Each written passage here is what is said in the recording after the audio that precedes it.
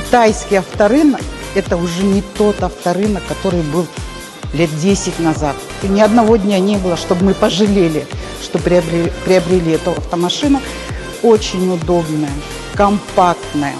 Хочу поздравить дилерский центр BM Motors за предоставленную такую классную возможность в бюджетном сегменте приобрести автомашину в масле за такую цену.